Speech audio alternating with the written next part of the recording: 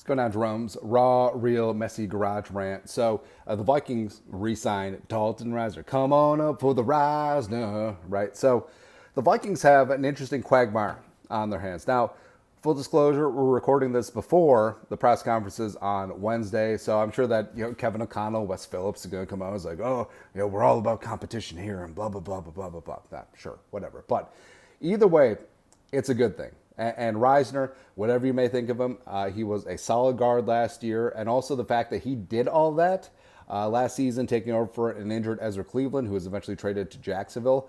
He did all that at left guard without training camp, without OTAs, without preseason, and coming in cold week 3 and learning the offense as he went. And it really was his familiarity with Chris Cooper, Vikings offensive line coach, who was Risner's O-line coach back in Denver for a couple of years, that really helped him get up to speed quickly and be able to make a difference last year, right? And the Vikings have been looking for quality along the offensive line for years. And no matter what you may think, Risner probably been the best left guard for the Vikings, except for when Berger played there in spurts, but he moved all along the offensive line, probably since Steve Hutchinson, which is really depressing, isn't it?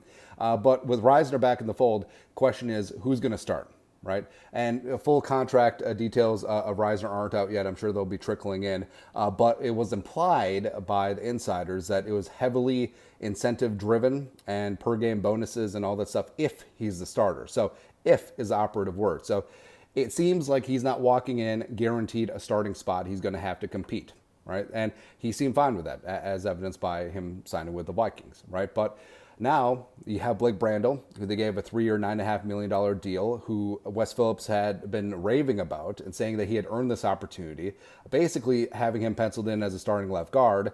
Third-year, former second-round pick Ed Ingram penciled in at the right guard spot, but everything is wide open now. And I do think that the Vikings had this ace up their sleeve. They're like, hey, we're going to get through a week of OTAs, see how the offensive line stacks up, and if we feel like we need depth and at minimum and maybe some help at maximum, we can just re-sign Risner. And that's exactly what they did. No muss, no fuss. So I think it's fantastic. I mean, the Vikings interior offensive line instantly improved, whether Risner's starting or just going to be a backup depth piece. It is fantastic that you have options, and that's really important. And now I want a true blue interior offensive line competition. Also, I'm not saying I'm just saying.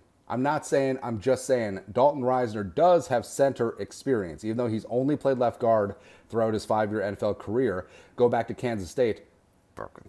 I don't have the microphone. Back in the day. Even though Risner played all along the offensive line, he played center as a redshirt freshman for the Kansas State Wildcats in 2015. So something to keep in mind. Like maybe Bradbury's job isn't safe either. But I think that it will be a true open competition at the 2 guard spots. Blake Brandel, Dalton Risner, Ed Ingram. And I want Chris Cooper to be like, hey, it doesn't matter our experience together. It doesn't matter how much you're getting paid. It doesn't matter where you're drafted. The best players are going to play. And that's exactly how it should be. No contracts, no politics, no nothing like that. The best players will play.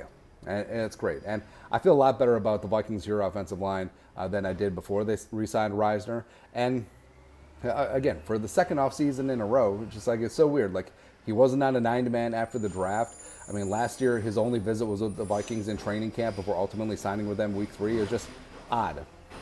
As the garbage truck agrees. It's odd, man. But either way, I'm glad to have Risner back into the fold. And now let it be a true competition, man. And that is how you're going to get things going along the offensive line. Yes, continuity is important. Yes, chemistry is important. But earning your spot on the interior really could solidify things for the Vikings offensive line.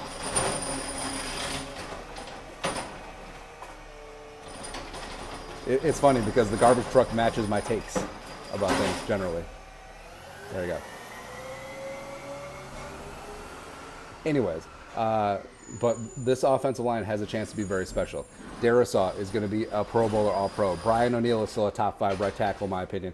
Bradbury, hopefully that back is good to go, can be the man in the pivot. And then whoever starts at guard, whether it's Risner, Ingram, whether it's Risner, Brandel, whether it's Brandel, Ingram, don't care.